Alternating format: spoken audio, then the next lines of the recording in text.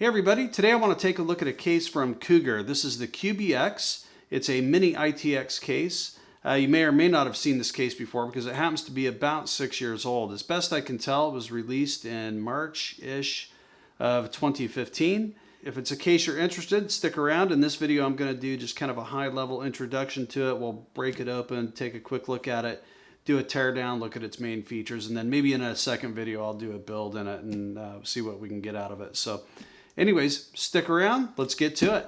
All right, well, here is the QBX case by Cougar. Again, this is a Minit ITX case. Let's go ahead and take a quick look at it.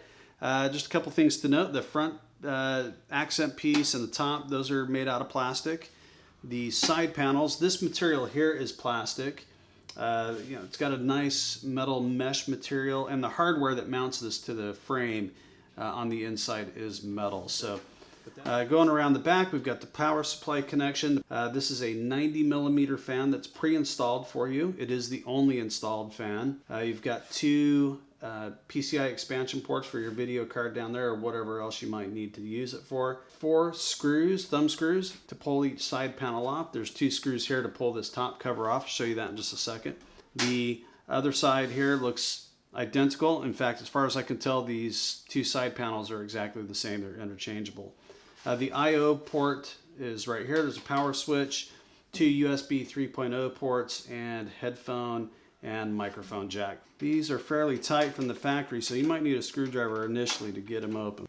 Once you get these screws off, side panel just disengages and comes right off. And it's going to be the same for the rear panel here. So one of the first things you'll notice when you open this left side panel here is this big bracket here. This serves a couple of different functions.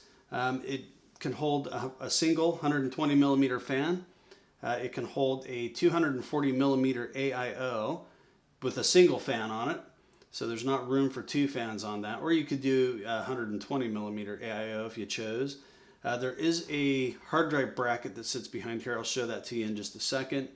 That holds 2 2.5-inch SSDs and 1 3.5-inch drive. If you choose to use that drive sled, then your only option is a 120mm fan. You can't do the 240 or 2 of the fans. So let's go ahead and take that out.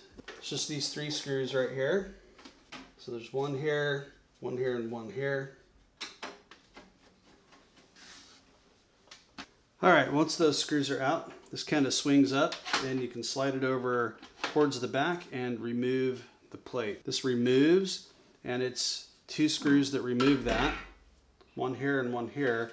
This screw here holds in like a power supply bracket where the power supply will sit on. Get those 2 screws removed. There's that little power supply bracket. And this just engages here with these little clips. And it just slides off there. A little bit of force. Anyways, SSD drive, 3.5-inch drive. Then of course you can mount the fans and the AIO to the rear of this here. Your fan is mounted in the back here, pre-installed as we mentioned. Down here on the bottom you do get the option to put 2 120mm fans. And so those will screw in through the bottom. And there is also a filter on here. You don't need to disassemble anything to get that out, which I really like. Just pulls out, clean it up, and put it back in. So this case, going back maybe about 6 years, still has a DVD drive mount, and it's a slim optical disc drive mount. It does have a rubber gasket right here if you're not going to use it, but there is a bracket in here that you'll need to install. And to get this bracket out, there's 2 screws right here, 1 and 2. This bracket also has an SSD drive mount. You can do both. All right, and then there's 2 more screws.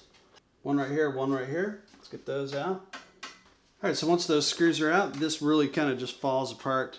There's the mounts to mount another 2.5-inch SSD. If you flip it around, that's kind of the mount for the slim optical disc drive. So if you're going to use the DVD drive, it only supports the slot loading slim optical disc drive, which means it doesn't have room for a tray. It'll just be one that you have to just insert the CD. This rubber gasket, if you look at the top here, It's just pre-installed right here. So, but it just kind of peels out of there. Then you get the slot right there if you're going to put your discs in. So to get the top cover off, there's 2 screws back here as mentioned. And you'll want to get this off to get your power supply and everything installed. And it just kind of slides back and off. Now, there is room here as well for 2 more 120 millimeter fans. I didn't mention it yet, but there is a fan mount right here. Now this is an 80 millimeter fan, and it does come with the filter material to put that in here. As you look at the top, here is that power supply cable here. It supports a PS ATX style power supply, but anyways, that is where the power supply mounts. Motherboard obviously is going to go right here. A couple fans down on the bottom. There's also another SSD mounting bracket right back here.